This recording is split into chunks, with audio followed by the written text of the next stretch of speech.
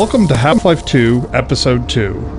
We are at the midpoint in our trilogy of episodes, which will conclude in Episode 3. To listen to a commentary node, put your crosshairs over the floating commentary symbol and press your use keys. To stop a commentary node, put your crosshair over the rotating node and press the use key again. Some commentary nodes may take control of the game in order to show something to you. In these cases, simply press your use key again to stop the commentary. Please let me know what you think after you've had a chance to play this, our latest installment in the ongoing adventures of Gordon Freeman. I can be reached at gaben@valvesoftware.com. I get about 10,000 emails each time we release a game, and while I can't respond to all of them, I do read all of them. Thanks, and have fun.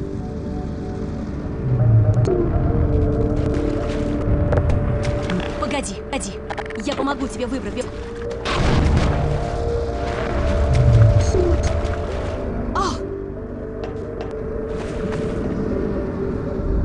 Надеюсь, она не сломана. Отойди. Жму.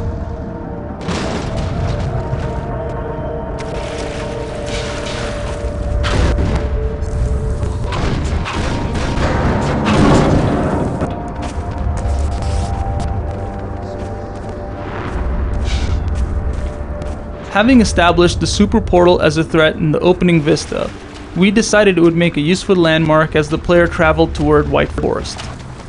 In Half-Life 2 and Episode 1, we could count on the Citadel being visible in many of the maps, casting its shadow over the world. The super portal plays the same role in Episode 2, anchoring the player in the world while providing them with visual updates on the developing threat. The addition of beam effects and portal storm shockwaves help bring the portal to life and make it more than merely a static background element. The destruction of this rail bridge was our first opportunity to showcase our new cinematic physics technology. We wanted to convey to the player the scale of the train wreck, and the delicate balance the damaged bridge was left in as a result. The structural deformation of the twisted metal was modeled with the help of surface-based spring networks, driven by particle systems. In this case, we actually passed a rail car through the bridge and solved the deformation dynamically. For the collapse, we used an offline large-scale rigid body simulation, a technology typically reserved for the visual effects industry. In this simulation we have about 750 moving parts, calculated with coarse, convex hulls. These in turn drove a skeleton network, to which the high-resolution geometry was skinned. Particles were then emitted from the transforming geometry and calculated in-game.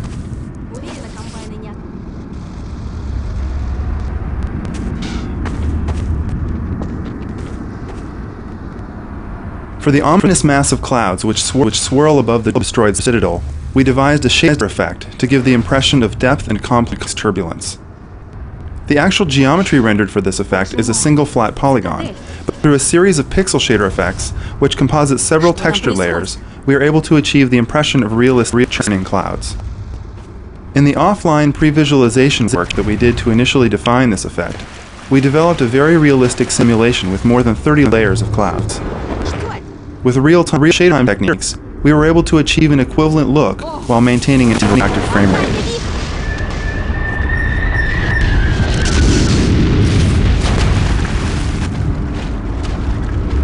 The view of the ruined yet still dangerous City 17 is a good example of a classic Half-Life vista. Vistas are sweeping scenes where many elements of design come together.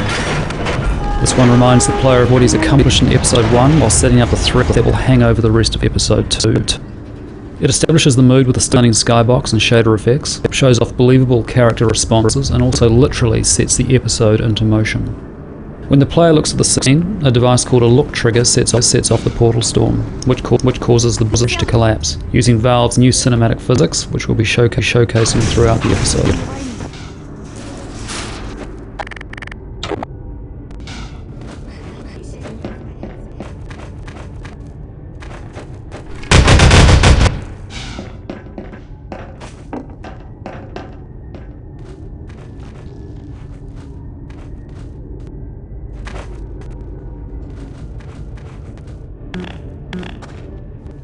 So I really don't think I had any idea what I was getting into when I auditioned for the game, because I really had no clue what Half-Life was, what Steam was, or what Valve was about.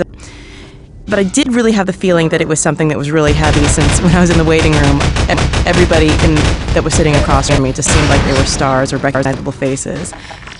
And then the first time that I sat down with the Valve team, they showed me some rough animations of Alex, and immediately I just couldn't keep my eyes off her. I mean, she actually looked like someone I could be related to, and that has never happened to me. In this first part of the episode, we're restoring the player's connection to Alex by recalling the sort of collaborative activities you shared with her in episode 1, from combat to collaborative puzzle solving.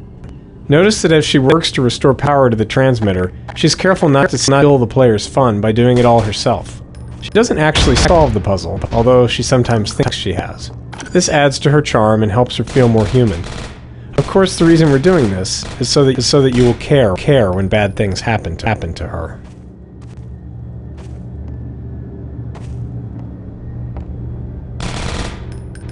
This transmission scene was added fairly late in development, after hearing from playtesters that they weren't sure where they were going or why.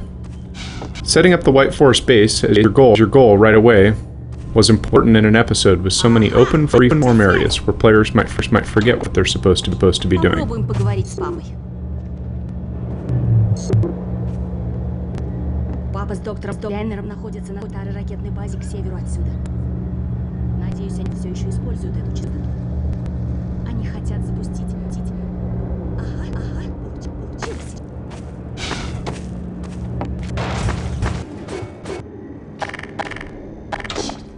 Ну что еще?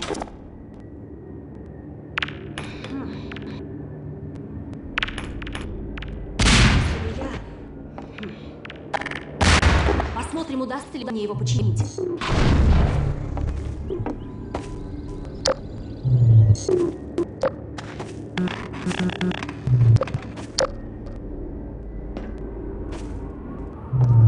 Ну и придется повозиться. Если у тебя возникнут какие-то идеи, не стесняйся проверять.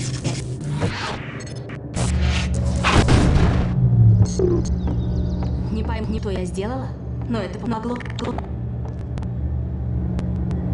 This transmission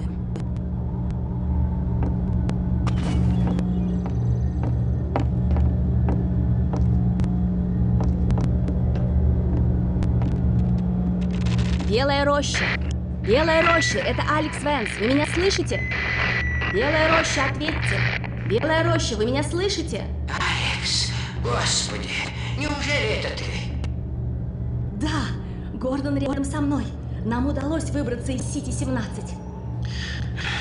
Алекс, слава богу. Это просто невероятно. Не волнуйся, папа. С нами все в порядке. А вот с Цитаделью творится что-то очень странное. Да, мы тоже наблюдаем за ней. Кто-то контролирует процесс распада и собирает энергию в портальный луч. Это комбайны. Они пытаются открыть новые врата. Именно так. Вы наблюдаете перед собой зарождение сверхпортала. Если он наберет полную силу... Но повторится 7-часовая война. Только на этот раз нам не продержаться и 7 минут. О, Господи! Гордон? Так вот для чего они отправляли эти данные. Чтобы... Данных? Из Цитадели? Мы были в зале управления. Они скармливали огромные пакеты данных программе уничтожения ядра. Магнусон слышал? Даю голову на отсечение. Это был код портала. Слышал, не глухой. Я скачала весь пакет. С тех пор за нами погоня. Еще бы. Понимаешь, Клайнер, это краеугольный камень всех их планов. Прекрасно понимаю. Когда это я сказал, что... Во время уничтожения должен был быть заложен код сеанса связи с внешним миром.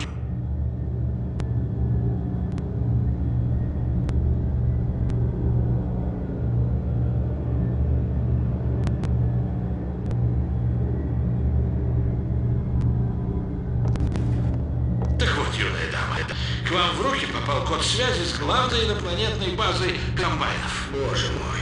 Если я не ошибаюсь, а ошибаться мне нет причин, то это тот самый код, который пытался получить доктор Мосман. Сколько вы будете сюда добираться? Мы лишились всех вещей, но скорее всего... Нельзя терять ни минуты. Мы ускорим подготовку к запуску. Как только вы появитесь у нас, мы закодируем спутник и отправим его на орбиту. Торопитесь, ребята! Только ради бога, будьте осторожны. Папа, связь прерывается. Ответь. Папа, ты меня слышишь? Папа! Медленно отдаленное соответствие. Приказ за нами по-прежнему погоня. Удостовериться в деятельности.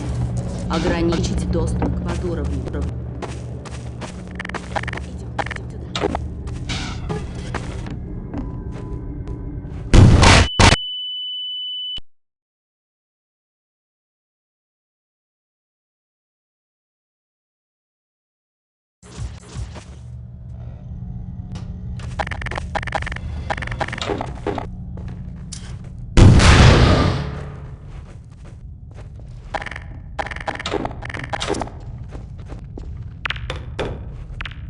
Назад!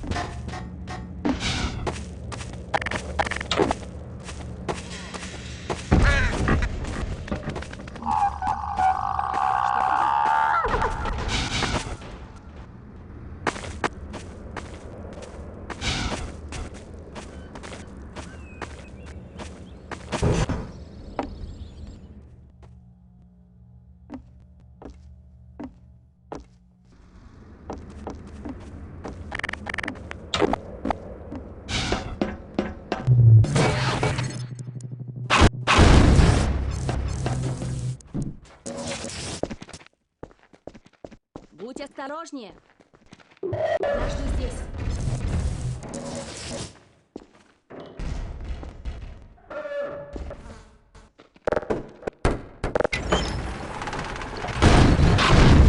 Сработало?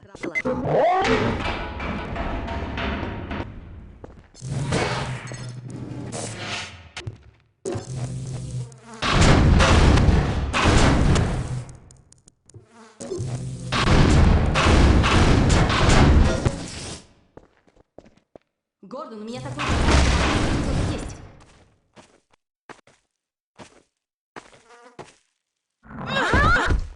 Боже мой!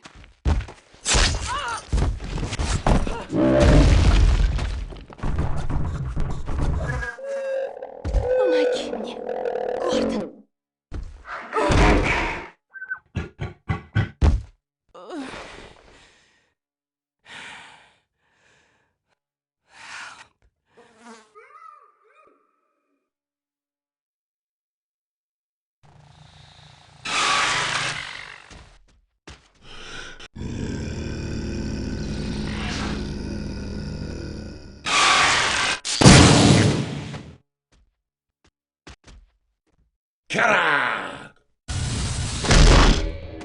Джум, Джола, Гулалаба.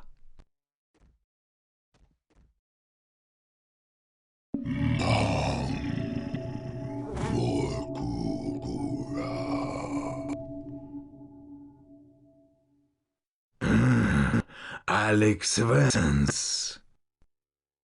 Что за беда стряслась?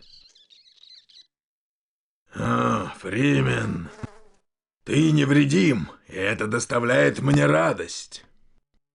Но Алекс Венс попала в беду.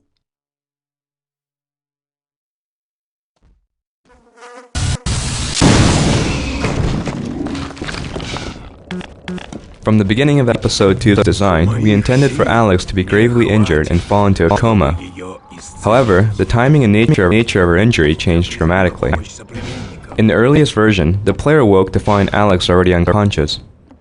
We wanted the player to be unsure what to do, but instead this turned out to be merely confusing. In the next iteration, Alex balanced precariously in the train car near the player, only to slip and fall as the train shifted. This was unsatisfying because we have painted Alex as tough and agile. Having her injured in a fall seemed arbitrary and impersonal. We kept trying to add a stronger emotional aspect to her injury, something that would give rise to anger and fear. Around this time, the hunters were coming online, and we were having trouble giving them a really powerful introductory moment. Solving both problems at the same time, we introduced the hunters as the cause of Alex's injury.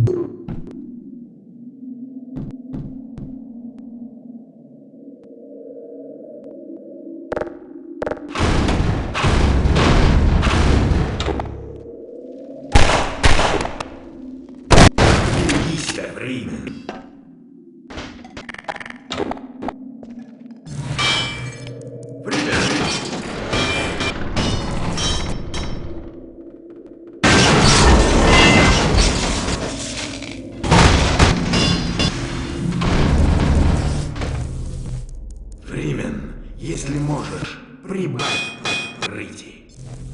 Я отнесу ее к моим соплеменникам другой дорогой.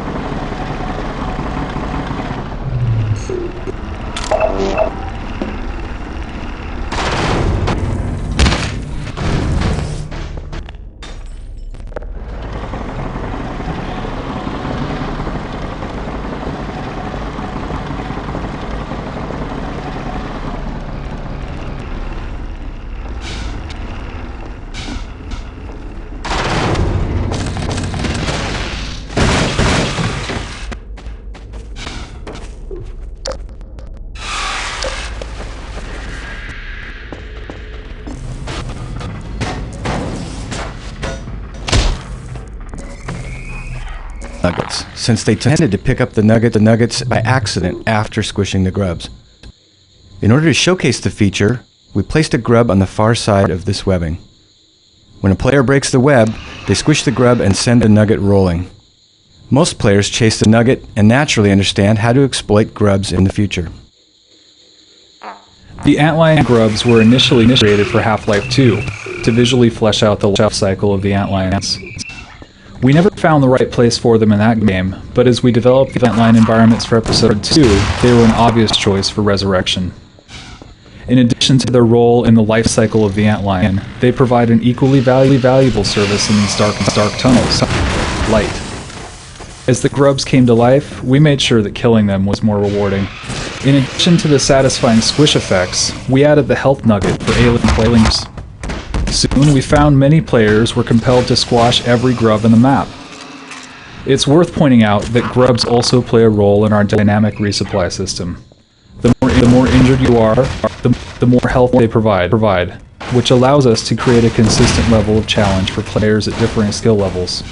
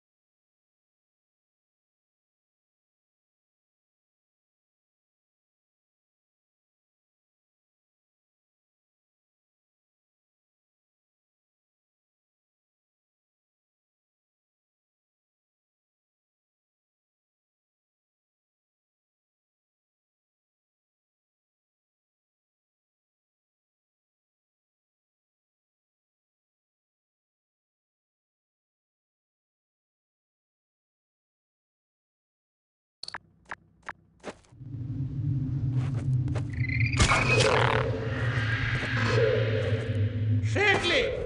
Смотри, вы! Идиот. Это же Гордон Фримен. Griggs and Sheckley's comment about not stepping on the grubs was originally intended for comedic effect, and to suggest that, as usual, Gordon Freeman brought trouble in his way. However, we found that some players took this comment too literally, and would spend the rest of the level avoiding grubs in fear of spawning more antlions. We experimented for a short time with making this an actual mechanic, bringing in antlions whenever grubs are squished, but this had several negative results. It made the tunnels far too difficult, and cancelled out any benefit the player got from squishing grubs for health. We decided to keep the grub behavior simple and rewarding. Every Half-Life game so far has started with Gordon Freeman weaponless. Assuming some players had just played through Episode 1, while others might not have played it at all, we had to decide how long we should spend parceling out new weapons and providing adequate time to player practice with each one. In this case, we decided to hand the player a number of weapons all at once, figuring most would have mastered their gunplay in previous episodes. We held off doing a lot of deliberate training until we began introducing newer modes of combat later in the episode. In Half-Life 2, Lou Gossett's voice lent itself to a mystical and mysterious characterization of the Vortigaunt. In Tony Todd's reading for Episode 2, we heard new possibilities for a Vortigaunt who is more of a mystic martial artist. With new attack animations and companion behavior, we worked with Tony to build the Vortigaunt into a powerful ally, a full-on alien-ass maker. Чем больше сигналов, тем больше львов. The breach is a rough earthen tunnel, which many playtesters tended not to notice when the attack began. They felt they had been told to defend only the three marked tunnel openings. We addressed this confusion by changing the sequence of antlion waves so that the second attack came back through the breach. Players then understood that all 4 openings were vulnerable.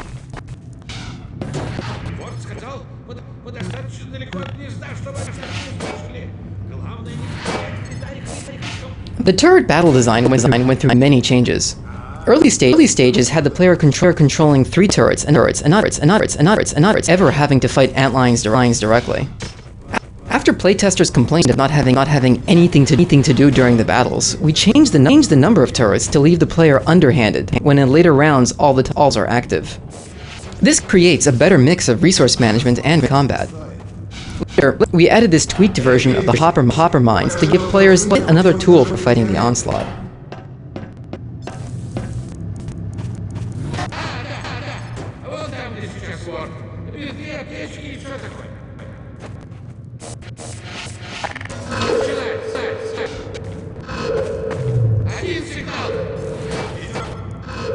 Надо защитить ворота.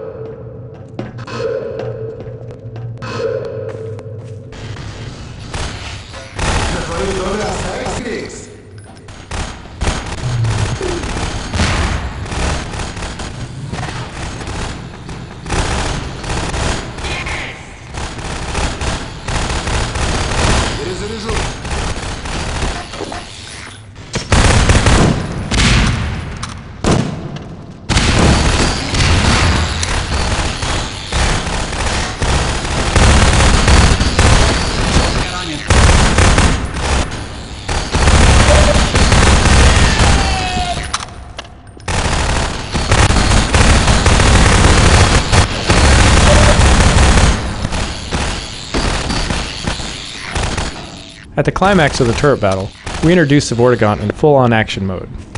The player can and should take part in the battle, but we were very careful to make it fairly easy for him to hang back and enjoy watching the forts clear the room of antlions. We wanted to show off the Vortigaunt's new abilities and get the player excited about the role they were going to play as active allies in the struggle against the Combine.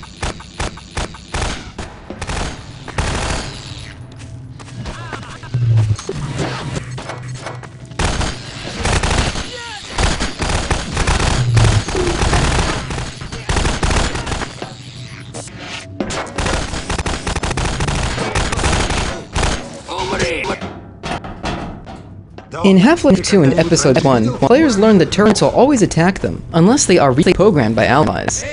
We needed a new visual way to instantly show that these new turrets are also allies, and decided to hark back to the aircraft nose art of World War II. The elaborate turret design also hints at how bored Griggs and Sheckley must have been sitting down here by themselves.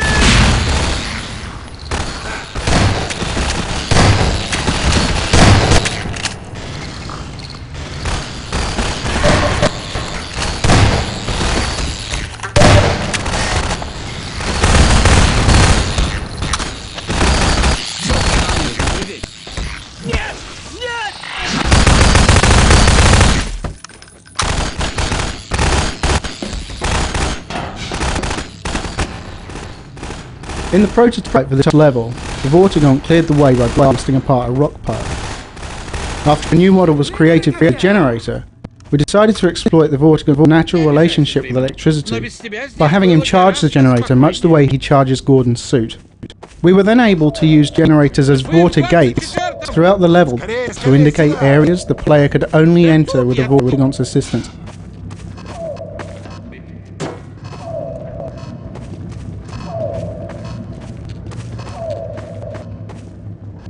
We experimented a lot with the ammunition for this level. Originally we had a single ammo crate containing submachine gun bullets, positioned down near the elevator. Playtesters, however, seemed happy using a shotgun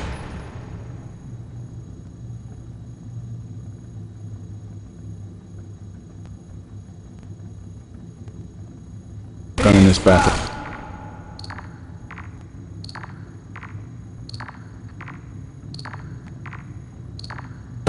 So we added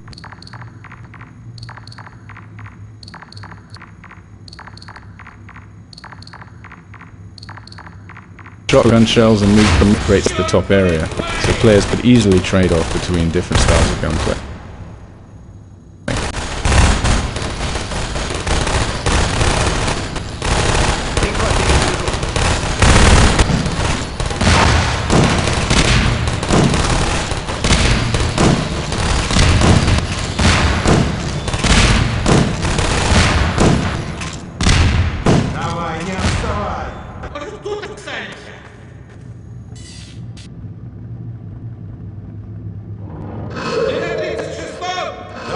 Займись 12-м. Давай, след. В следующий раз, когда на меня нападет, ты поможешь открыться.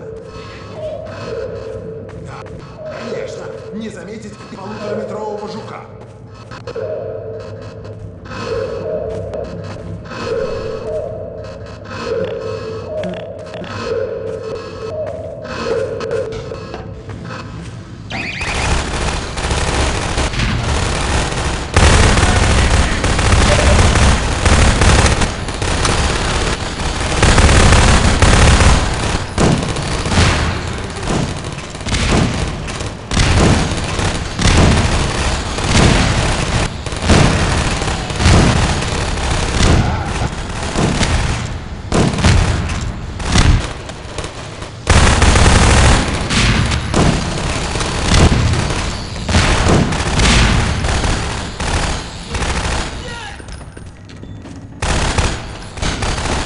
Briggs and Sheckley started off as minor characters who were just used to explain the setup for the turret battle.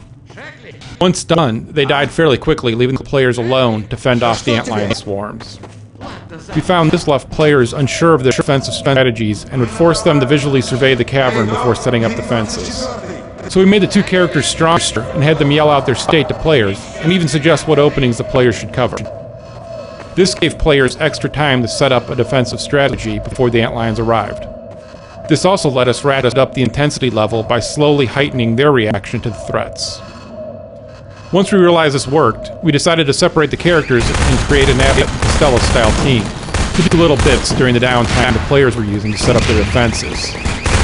We ended up with entertaining character moments that also cued the player on game state and events.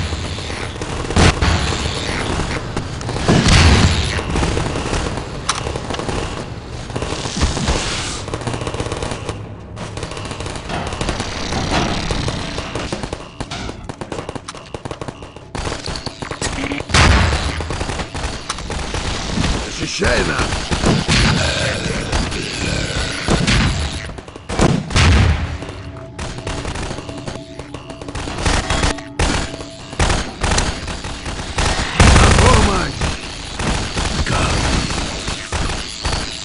Защити нас! Враги! Защити Альфенс! Готов!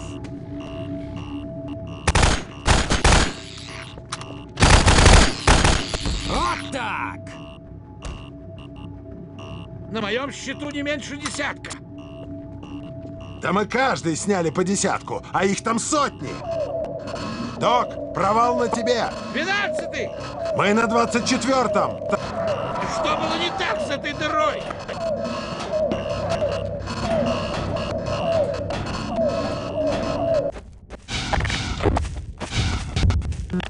In this vista, we release the player from the confines of the subterranean world and thrust them into a vast open space on a scale rarely seen in our previous games. The narrative takes advantage of this scale as well. With our allies at close range and our enemies on the distant bridge, we are reminded of the personal stakes and the larger threat, all in one short scene. We tried several different ways of showing the advisor. Sometimes very small changes can make a big difference. Originally, these troops all marched in lockstep, using the same walk animation. This looked extremely robotic. We took a second walk animation that Мы должны их опередить. sometimes very small changes can make a big difference. Они поймут нашу нужду и помогут. Чего же мы ждем?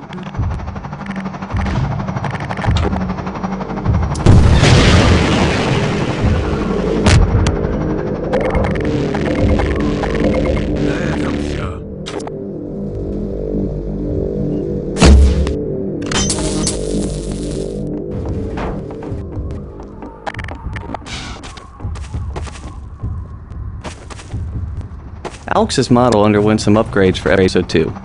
We added 2 new holes to... This vista is one of the largest open outdoor areas we've tackled in our games.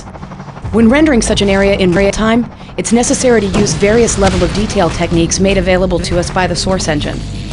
For example, the distant foliage and combine enemies are rendered with far fewer polygons than they would be if they were meant to be viewed up close. Additionally, the organic shapes used to model the rocky outcroppings and valley floor below use complex shading operations to combine a relatively modest amount of texture data. This trade-off, which requires a manageable amount of texture data, allows us to use more polygons, enabling us to represent more organic shapes which are in contrast to the orthogonal forms common to our traditional urban environments.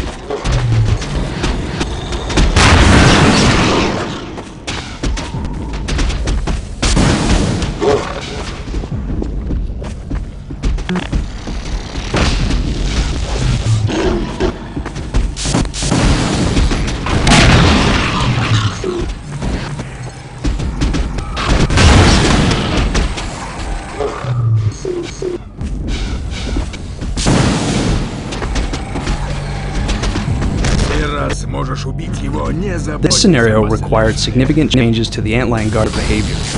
Players of past games were used.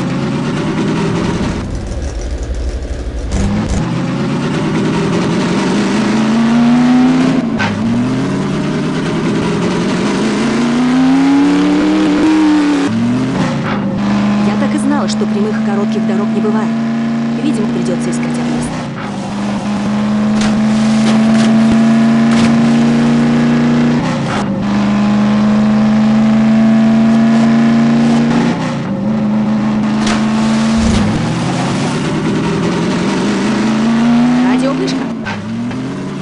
Если она не сломана, мы сможем предупредить ученых в Белой роще.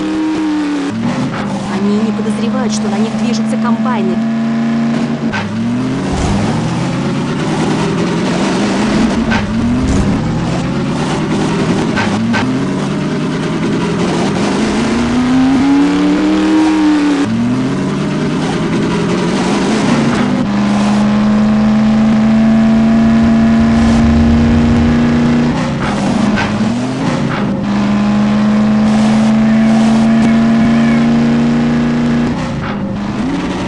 Никого нет. Интересно, как давно этот лагерь пустует? из этих зданий должен быть передатчик.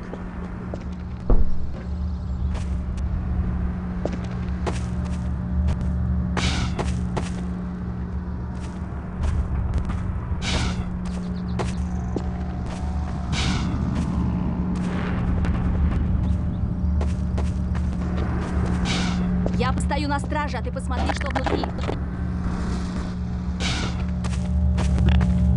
This room is designed so the player will notice the main set of plugs right away, but is less likely to spot the second sec first. One end of the long cable is already plugged in, encouraging the player to grab the loose end and put it into the powered socket. This makes the multi-wire break loose and spark. With the power on, players turn upstairs only to discover that now the elevator needs power.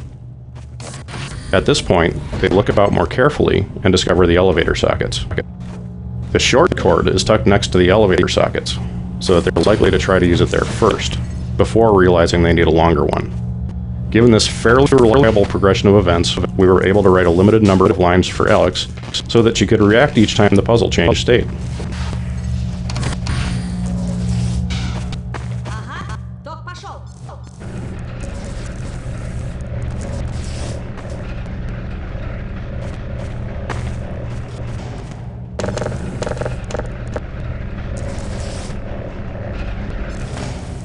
The scene where Alex sees the Hunter's first time since her injury was meant to be a turning point for her as a character, and an emotional highlight for the episode, both for Gordon and for Alex.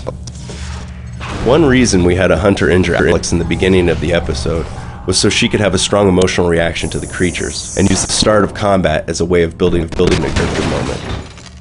Alex's previous encounter has given her a visceral fear of Hunter. In earlier versions of the Hunter intro, the Hunters burst physically into the room by shouldering their way through the door.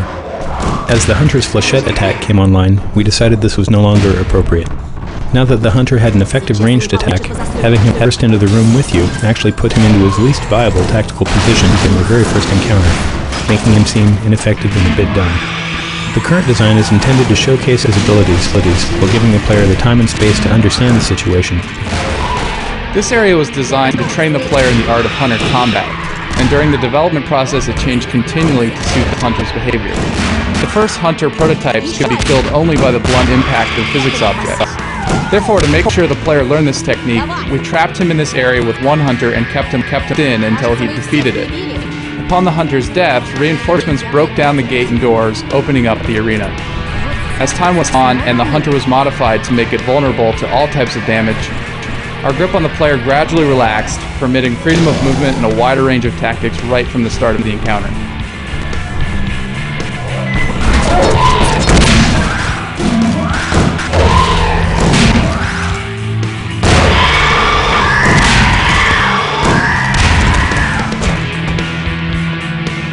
In this brief transmission scene, we are restating the goals of the level, while introducing a note of uncertainty. Сейчас. Сигнал слабоват. Ничего, была не была. Белая роща, ответьте. Белая роща, вы меня слышите? Белая роща. Говорит Белая роща. Назовите себя. Это говорит Алекс? Алекс Венс? Где вы? Вы уже несколько часов как должны быть Нас здесь. задержали некоторые Ты обстоятельства. осознаешь всю серьезность положения? От данных, которые у тебя в руках, зависит жизнь Я знаю, на Земле. но послушайте.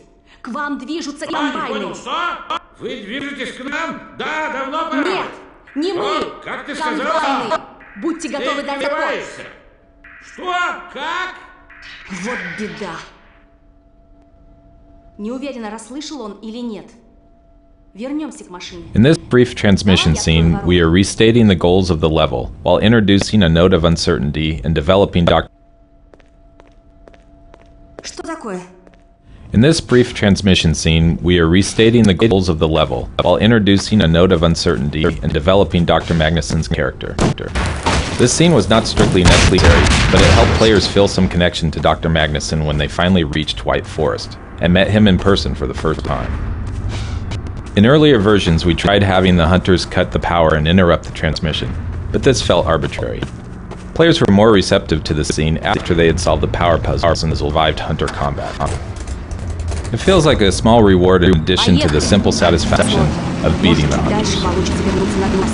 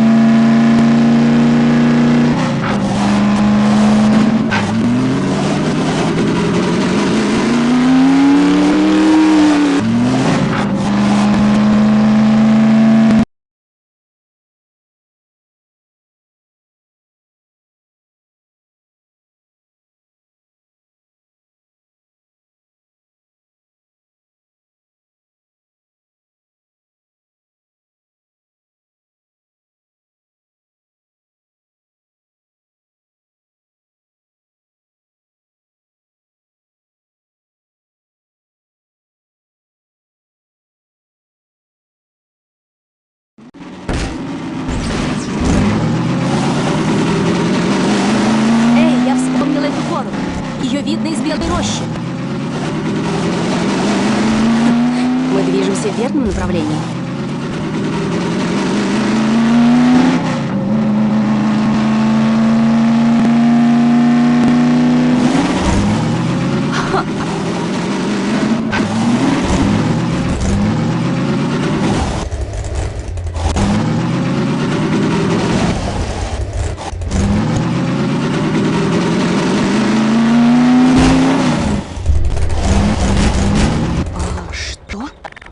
Что это было?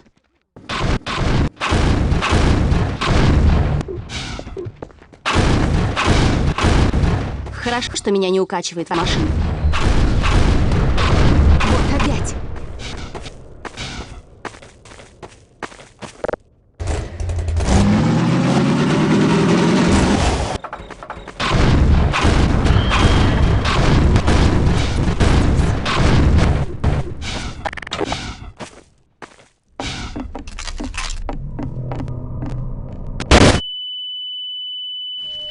Система жизнеобеспечения включена. Морфий введен. Похоже, мы не первые сюда пришли.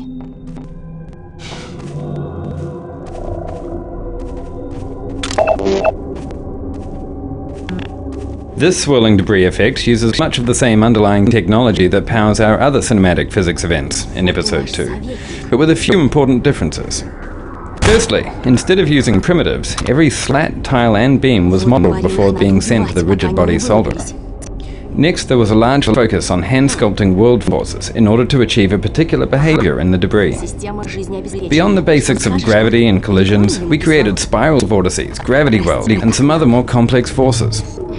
With over 1,800 individually calculated dynamic moving parts, for a 30-second period, this simulation represents the largest amount of animation data run through our game engine to date.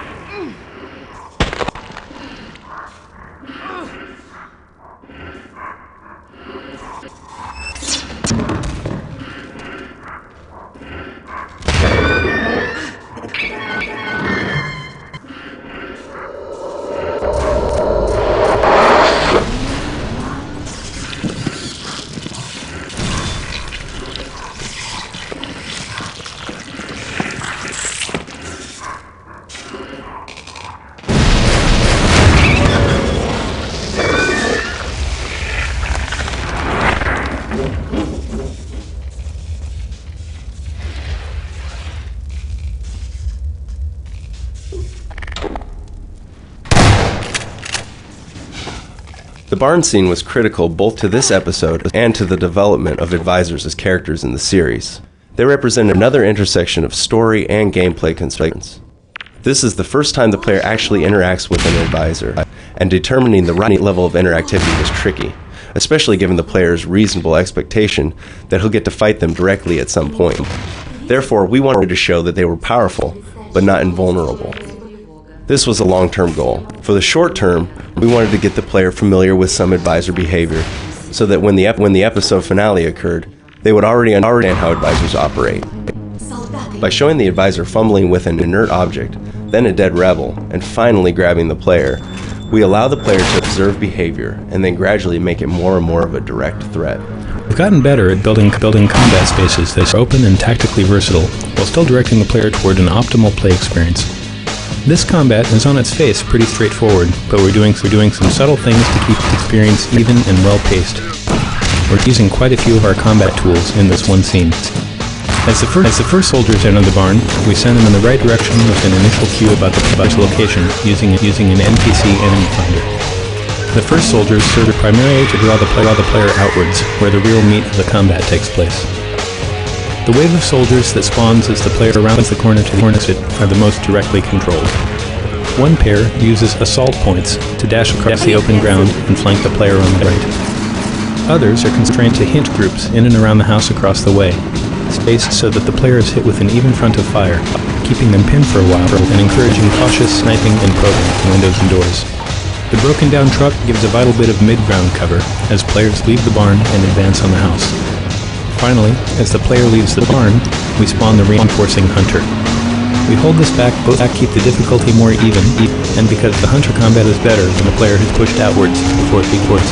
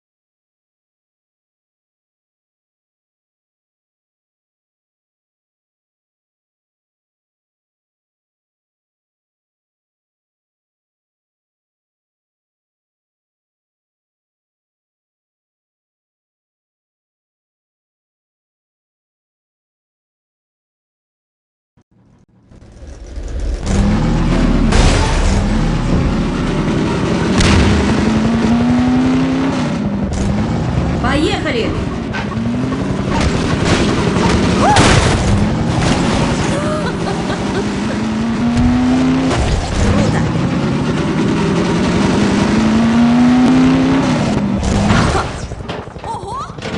Our playtesters loved to see the zombie jump on the front of the car, and this naturally encouraged us to want to do more of it. We started off with a high frequency of occurrences of this behavior, treating the zombie leap as a gameplay element that could be played out in variations. Eventually, though, we discovered that this didn't lead to any really interesting gameplay, so we ended up creating just one memorable showcase of the event instead.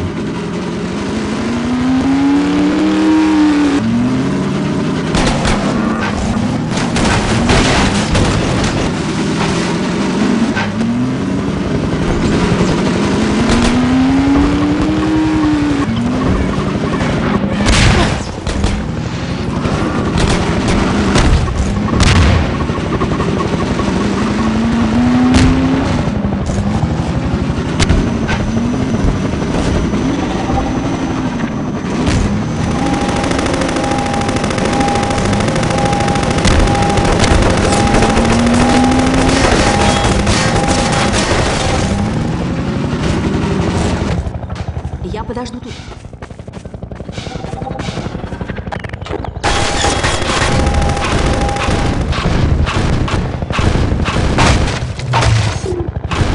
Надо двигаться дальше.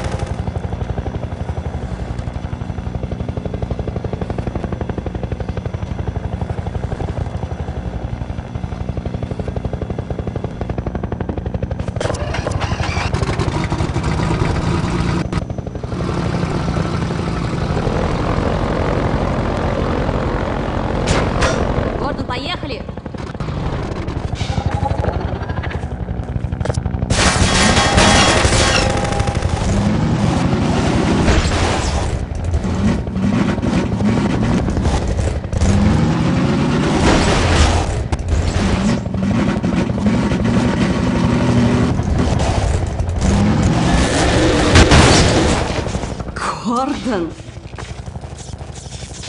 Вот черт! Похоже, надо бросать машину. Сюда!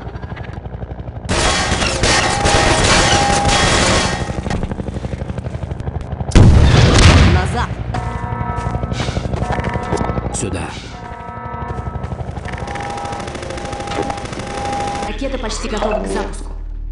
Портал готов открыться, но доктор Магнус не говорит, что успеем это предотвратить. Поисковый маячок, это тоже можно вычеркнуть. Вспомогательное оборудование от меня отключено. Полезный груз, спутник Клайнер. Подожди минуту. О, Фримен. Я вижу, устройство Магнусона сработали безупречно. Я чувствую необходимость лично поблагодарить тебя за спасение моей ракеты. Так что...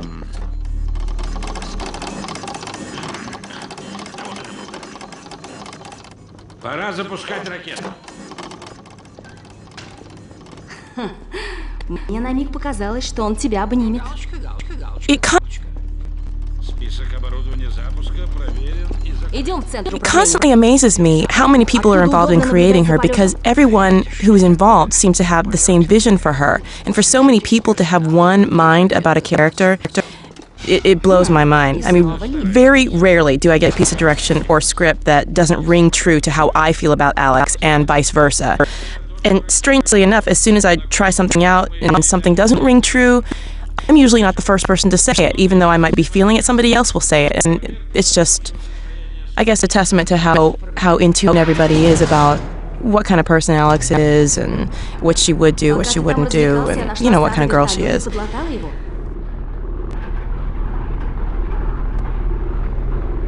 Все готово к отлету. Нам не дают скучать, да? Вес полезного груза превышает норму почти на 5 килограммов. Это в рамках допустимого. Нет смысла из-за этого откладываться. Мы тут. Наконец-то. А, Гордон. Ты дрался как самчонок.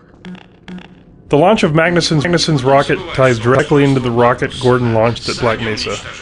Here, the portal satellite array that opened a gate to Zen in Half-Life 1 has been repurposed to shut the Combine out. This is just another example of the way we constantly try to weave the old threads of the Half-Life story into the new episodes.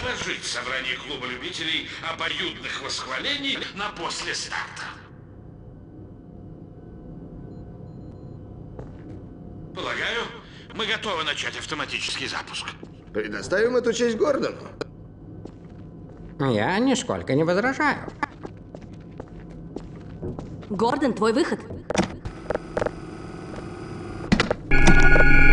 Створки шахты открыты.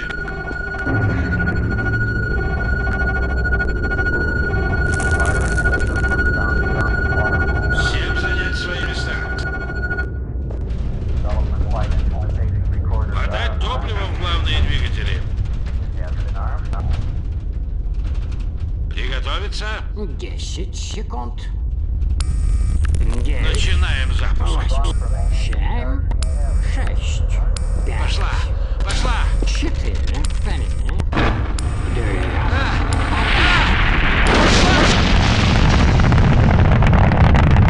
Летит! И правда летит. Еще как Взять себя в летит. руки. Да. Невероятно. Выдох. Рано праздновать победу. Надо вывести спутник на заданную высоту и транслировать сигнал. Совершенно верно. Время уходит.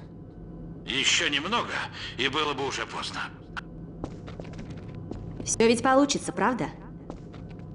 Обязано получиться. Как только ракета окажется в непосредственной близости от портала, мы запустим Зен-резонатор. Предлагаю выйти наружу. Люблю наблюдать фейерверк на открытом воздухе. Это будет невероятное зрелище. Жаль, что нам с Магнусоном нужно снимать показания полета. Вы не хотите нас проводить? Разумеется, как только освобожусь. Ни за что не отпущу вас, не попрощавшись как следует. Хорошо. Ловлю вас на слове. И вас, доктор Магнусон. Да-да.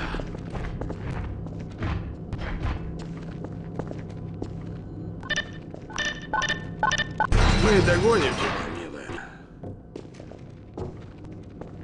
Гордон, послушай Пёс, меня. вот ты где. Чем дольше я о нем думаю, тем больше оно не дает мне покоя. Это Борей, сомнений. Не обманывайся. Его нельзя извлекать на свет Божий. Его необходимо уничтожить. Любой ценой. Ну где же вы? Все пропустите. Уже идем. Episode 2's backgrounds or vistas are created in a manner that fuses traditional 2D animation techniques, using linear cards moving against each other to imply parallax, and a modern digital take which involves placing these cards in a 3D environment and manipulating their size and distance from camera depending on the scale needed. A series of cards can sit in front of a 3D skybox, and with the addition of atmosphere or fog, a realistic result can be achieved.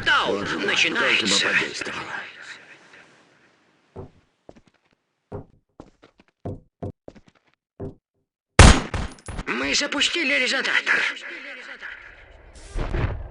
Остается ждать. Ух ты! Боже мой! Это победа! Портал закрыт! Получилось! Моя ракета! Получилось, Моя Гордон! ракета взлетела! Еще как закрыли! Я же говорил вам, И как что раз она вовремя. взлетит. Я же говорил! Я гений! Бьюсь об заклад, комбайны сейчас психуют. Это точно, милая. Время праздновать серьезную победу. Жаль, что вы сразу же улетаете. Если бы не важность этого дела... Ничего, папочка. Мы найдем Джудит и вернемся. Пёс? Эй, куда ты? Что ему в голову взбрело? Не убегай далеко.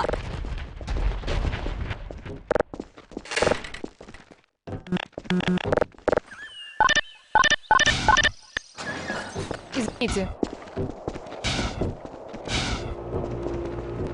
Developing the Half-Life episodes allows us to steadily flesh out the details in an ongoing cosmic struggle. Most of this conflict remains far in the background, but little by little, we are able to bring new elements up front. One of our goals for Episode 2 was to fully develop the grub-like advisors, first glimpsed in Half-Life 2. In Episode 1, they make several brief appearances, but have no direct effect on the events in the game. In Episode 2, the decision to kill Eli was not made lightly. The decision to kill Eli was not made lightly, and Пойдем, Гордон. Идем, Гордон. Вертолет готов.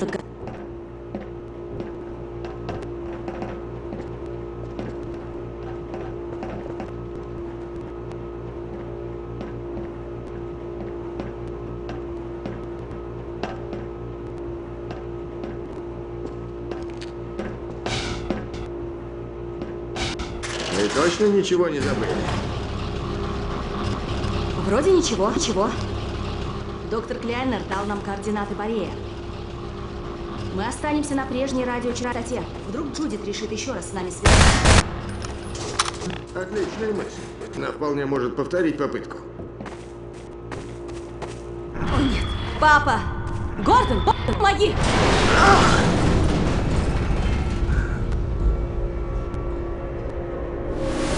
Папа! Алекс! Папа! Беги!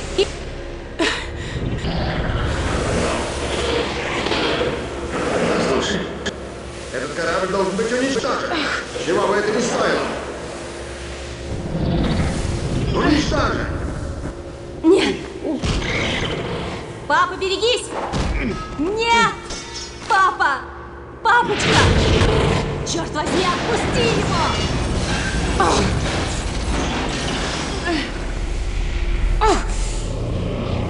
О, Господи!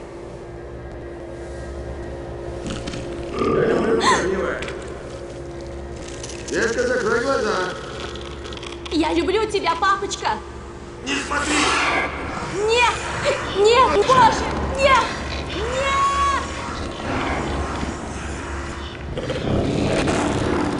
Да.